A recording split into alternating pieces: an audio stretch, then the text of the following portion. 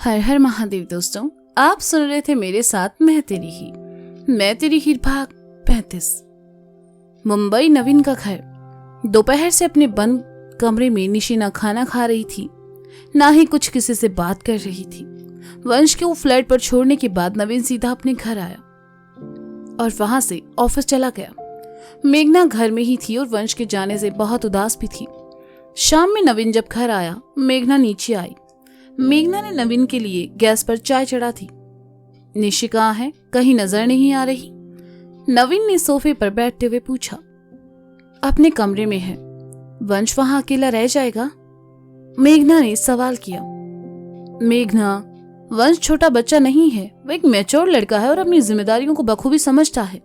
मुझे यकीन है वो बहुत जल्दी अपने नए घर में एडजस्ट हो जाएगा, नवीन ने कहा। जब से वो गया है घर सूना सूना सा लग रहा है। अब चाय के साथ कुछ लेंगे? मेघना ने कहा। नहीं, बस चाय। निशी, निशी, नवीन ने मेघना से कहा और फिर निशी को आवाज दी। मेघना किचन में चली गई। निशी अपने कमरे में सो रही थी, इसलिए उसे नवीन की आवाज सुनाई नहीं दी। नवीन ने निशी के कमरे का दरवाजा खोला और अंदर आकर देखा निशी सो रही है। नवीन निशी के सिरहाने बैठकर प्यार से उसका सर फेरते हुए कहने लगा, निशी बेटा उठ जाओ, शाम हो चुकी है। निशी ने धीरे से अपनी आंखें खोली। उसने जब नवीन को वहां देखा तो उठकर बैठ गई और कहा, आई एम सॉरी डैड, मुझे आपसे बदतमीजी नहीं करनी चाहिए थी। इट्स ओके बेटा, तुमने अगर कुछ कहा तो वह गुस्से में कहा और मैं उसे भूल चुका हूं। वैसे मुझे भी तुम्हें इस तरह से नहीं डांटना चाहिए था। आई एम सॉरी, नवीन ने प्यार से कहा। नो डैड, आप सॉरी मत कहिए, आप सही थे। मैंने ही कुछ ज्यादा और रिएक्ट कर दिया। मुझे वंश को इतना परेशान नहीं करना चाहिए था, निशी ने उदास होकर कहा। निशी को उदास देखकर नवीन ने कहा, तुम दोनों की ये प्रॉब्लम भी मैंने हमेशा हमेशा के लिए सॉल्व कर दी है। वंश अब हमारे साथ नहीं रहेगा। उसका अपना खुद का फ्लैट है, वो जब चाहे अपने फ्लैट में रह सकता है। आज सुबह ही वो वहां शिफ्ट हो गया है। अब वंश यहाँ नहीं आएगा बेटा, और इससे तुम्हें भी उससे कोई प्रॉब्लम नहीं होगी। निशी ने सुना तो अंदर ही अंदर उसका दिल टूट गया। वंश अब घर में नहीं आएगा जानकर ही निशी को बहुत दुख हो रहा था, लेकिन उसने अपनी भावनाओं को अपने चेहरे पर आने नहीं दिया। उससे लगने लगा उसकी वजह से वंश ये घर छोड़कर गया है। उसने नवीन की तरफ देखा और कहा, मुझे वंश से कोई प्रॉब्लम नहीं है डैड, ट्रस्ट मी। हाँ मैं जानता हूँ बेटा, तुम दोनों हम उम्र हो, और देखो हम उम्र लोगों में या तो झगड़े ज्यादा होते हैं या फिर प्यार। वंश राधिका मैडम का बेटा है, इसलिए मैं उसे इस घर में लेकर आया था और उसे अपना फैमिली मेंबर ही समझा। अब अगर वो अकेले रहना चाहता है तो मुझे इस बात से भी कोई दिक्कत नहीं है। वैसे उसका फ्लैट ज्यादा दूर नहीं है, मैं और तुम्हारी मॉम उससे मिलने जाते रहेंगे। निशी ने उदास होकर कहा। नवीन निशी के चेहरे पर आए हर भाव को देख रहा था। निशी की भावनाओं से नवीन अनजान तो नहीं था। उसने निशी के हाथ पर हाथ रखा और कहा, वैसे तुम्हें वंश को सॉरी बोलना चाहिए। आई थिंक तुमने उसके साथ कुछ ज्यादा ही सख्ती दिखाई है। लेकिन मैं, निशी ने कहा। निशी, कभी कभी कोई रिश्ता बचाने के लिए झुकना पड़े तो हमें झुक जाना चाहिए। एंड मैं जानता हूं कि तुम्हारे और वंश के बीच भी एक अच्छा रिश्ता बन सकता है, एक दोस्ती का रिश्ता। तुम्हें उसे सॉरी बोलना चाहिए, बाकी मैं तुम्हें फोर्स नहीं करूंगा, नवीन ने कहा। निशी हैरानी से नवीन को देखने लगी। अपने पापा को ऐसे बातें करते देखकर निशी क्या किसी को भी हैरानी होगी, लेकिन निशी जानती थी कि उसके पापा काफी समझदार हैं और शांत इंसान हैं। निशी को खामोश देखकर नवीन ने कहा, आओ चलो नीचे चलते हैं, तुम्हारी मॉम चाय के लिए इंतजार कर रही है। निशी बिस्तर से नीचे उतरी और नवीन के साथ नीचे चली आई। मेघना दोनों के लिए चाय ले आई और वहीं बैठकर सबके साथ चाय पीने लगी। इंदौर गौरी का घर। गौरी, सगाई 1 महीने बाद है, तुमने अभी से इतनी सारी शॉपिंग क्यों कर ली? नंदिता ने गौरी का सामान देखते हुए कहा। मैंने भी यही कहा था आंटी, लेकिन हमें लगता है गौरी को अपने ससुराल जाने की बहुत जल्दी है, पास बैठी काशी ने शरारत से कहा। तो सामने बैठी गौरी ने कुशन फेंका और कहा, जब तुम्हारी बारी आएगी तब तुमसे पूछूंगी। एंड मॉम, मेरी शॉपिंग के अलावा भी तो घर में इतने सारे काम होंगे ना, इसलिए मैंने अपनी शॉपिंग पहले ही खत्म कर दी। हाँ, लेकिन मानवेंद्र जी से पहले एक बार उनसे भी पूछ लिया होता वो क्या पहनने वाले हैं, नंदिता ने कहा। मॉम, मान इतना स्वीट है कि मैं उसे जो कहूंगी वो पहन लेगा। वैसे उसे मेरे लहंगे के मैचिंग का सूट पहनना चाहिए, गौरी ने इतराते हुए कहा। हम नहीं मानते, मुन्ना भैया कपड़ों के मामले में किसी की नहीं सुनते। हमें नहीं लगता वो सूट पहनेंगे, काशी ने कहा। तुम्हारे मुन्ना भैया हमारी सगाई में सूट ही पहनेंगे, वो भी बो के साथ, गौरी ने अपनी आंखों को छोटा करके काशी को घूरते हुए कहा। लगी शर्त, काशी ने मौके पर चौका मारते हुए कहा। मेरे 500, कुछ ही दूर डाइनिंग के पास बैठे जय ने कहा। गौरी ने जब काशी के साथ साथ जय को भी शर्त लगाते हुए देखा तो कहा, डन, लगी शर्त। अगर मान ने सगाई में सूट नहीं पहना तो मैं तुम दोनों को पार्टी दूंगी। डन, काशी ने भी विश्वास से भरकर कहा। तुम सबके बीच रहकर पता नहीं बेचारे मानवेंद्र जी का क्या हाल होगा, नंदिता ने किचन की तरफ जाते हुए कहा। मॉम, क्या ये आप जब देखो तब मान को मानवेंद्र जी बुलाती रहती हो? आप उसे मुन्ना कहकर भी बुला सकती हो, गौरी ने कहा। नंदिता ने किचन से झांका और कहा, मैं अभी तुम्हारी जितनी बेशर्म नहीं हुई हूं कि अपने होने वाले दामाद को ऐसे नाम से बुलाऊं। एक हमारा जमाना था जब लड़कियां अपने पति का नाम तक नहीं लेती थी, और आजकल एक जमाना है जहां कोई लाज शर्म नहीं। अरे जब होने वाला पति इतना स्मार्ट और प्यारा हो तो नाम लेने में क्या हर्ज है, क्यों काशी? जैसे शर्त, गौरी आगे कहती इससे पहले ही काशी ने अपने हाथ से उसका मुंह बंद कर दिया और नंदिता की तरफ देखकर खिसिया कर मुस्कुरा दी। पता नहीं क्या होगा तुम्हारा, कहकर नंदिता अपने कामों में लग गई। होगा क्या, मान से मेरी शादी होगी और फिर मैंने हमेशा हमेशा के लिए बनारस चले जाना है, गौरी ने कहा तो काशी ने अपना सर पीट लिया कि उसे कैसे अजीब भाभी मिली है। काशी कुछ देर गौरी के घर रुकी और फिर घर के लिए निकल गई। काशी घर पहुंची, जैसे ही अंदर आई अधिराज जी ने कहा, काशी बेटा आने में बहुत देर की तुमने? हाँ नानू, वो गौरी के साथ मार्केट गए थे, उससे अपनी सगाई के लिए कपड़े लेने थे तो बस उसी में थोड़ा वक्त लग गया, काशी ने कहा। अच्छा यहाँ आओ, अधिराज जी ने कहा।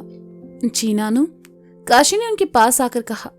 गौरी अब सिर्फ तुम्हारी दोस्त नहीं बल्कि होने वाली भाभी भी है, तो उसे भाभी कहकर बुलाया करो, अधिराज जी ने कहा।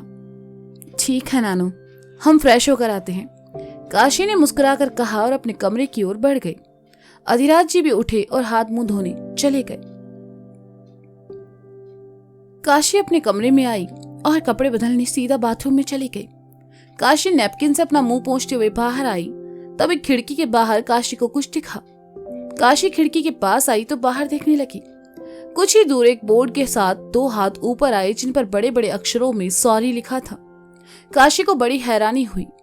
कुछ देर बाद एक और बोर्ड आया जिस पर आई लव यू लिखा था। उसे देखकर काशी मुस्कुरा दी।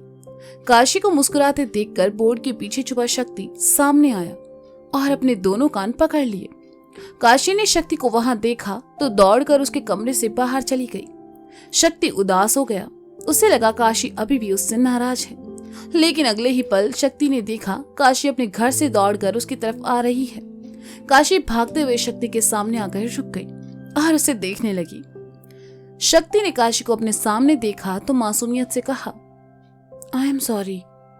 शक्ति के मुंह से सॉरी सुनकर काशी की आंखों में नमी तैर गई और उसने शक्ति को मारते हुए कहा, तुम बहुत बुरे हो, तुम हमें बहुत तंग करते हो, जाओ यहाँ से, हमें तुमसे बात नहीं करनी। शक्ति हंसते हुए काशी के नाजुक हाथों से मार खाता रहा, हालांकि उसको लग बिल्कुल नहीं रही थी। कुछ देर बाद शक्ति ने काशी के दोनों हाथों को पकड़ा और कहा, अच्छा बस करो, हम थोड़ा बिजी थे इसलिए तुमसे नहीं मिल पाए, लेकिन तुम्हें हमसे ऐसे नाराज होने का कोई हक नहीं है, तो तुम्हें भी हमें इस तरह सताने का कोई हक नहीं है, काशी ने नाराज होते हुए कहा। हम तो तुम्हें जिंदगी भर ऐसे ही सताने वाले हैं, क्योंकि तुम्हें तंग करके हमें बहुत अच्छा लगता है, शक्ति ने काशी को अपनी बाहों में भरते हुए कहा। पुलिस वालों के मुंह से ऐसी बातें अच्छी नहीं लगती मिस्टर शर्मा, कहते हुए काशी ने शक्ति को पीछे धकेला और जाने लगी तो शक्ति ने काशी का हाथ पकड़ा और उसे रोकते हुए कहा, अरे अभी आई और अभी वापस जा रही हो? हाँ, नानू नानी ने देखा तो क्या सोचेंगे, तुमसे मिलने इतनी रात में हम घर से बाहर आए हैं, काशी ने अपनी आंखों को छोटा करते हुए कहा। ठीक है फिर हम घर में आ जाते हैं, शक्ति कहते हुए जैसे ही काशी की तरफ बढ़ा, काशी ने उसे रोक कर कहा, ऐसे रोज रोज शादी से पहले ससुराल में आना अच्छा नहीं होता है शक्ति, जाओ। पक्का जाए? शक्ति ने प्यार से काशी की तरफ देखते हुए कहा।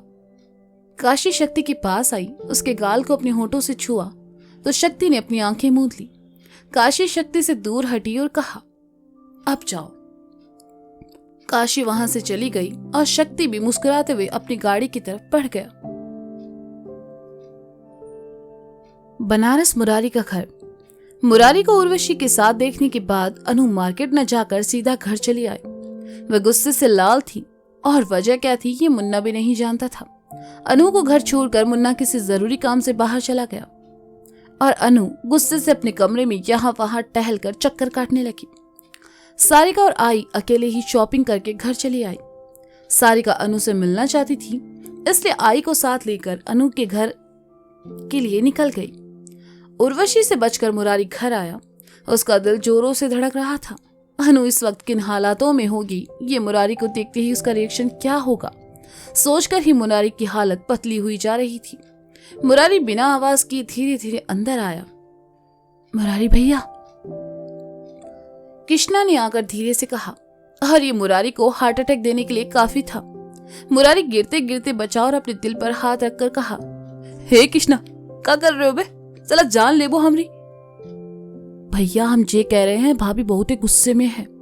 इतना गुस्से में तो कबो ना देखे हैं उनको। हम तो भाजी लेने जा रहे हैं भैया, आप देख लेना अपने हिसाब से। कहकर कृष्णा चला गया। जिस ससुरा हमको बताकर गया है कि धमका कर। वैसे हम साला जो कांड किए हैं उसके बाद डरना तो बनता है मिश्रा। चलो तुम हो एक नंबर के रंगबाज। अरे कहाँ गए थे उर्वशी के पीछे? कर दी ना तुम्हारी तपस्या भंग, अब झेलो। चलो हमारा माथा खराब था जो हम उनकी मदद करने का सोचे, अब लग गई ना हमारी लंका। वो भी ऐसी कि बचना मुश्किल है। अब तुम्हें ही सहारा हो महादेव, संभाल लो। वादा करते हैं आज के बाद किसी महिला के पीछे नहीं जाएंगे। महादेव को याद करते हुए और उनसे अपने किए की माफी मांगते हुए मुरारी अपने कमरे की तरफ चला आया। मुरारी जैसे ही कमरे में आया, अनु की नजर उस पर पड़ी और उसने ड्रेसिंग पर रखा पॉट उठाकर मुरारी की तरफ फेंका। लेकिन गनीमत था कि मुरारी को लगा नहीं और पॉट के टुकड़े टुकड़े हो गए। अरे अरे क्या कर रही हो अनु, लग जाएगी, पगला गई होगा यार।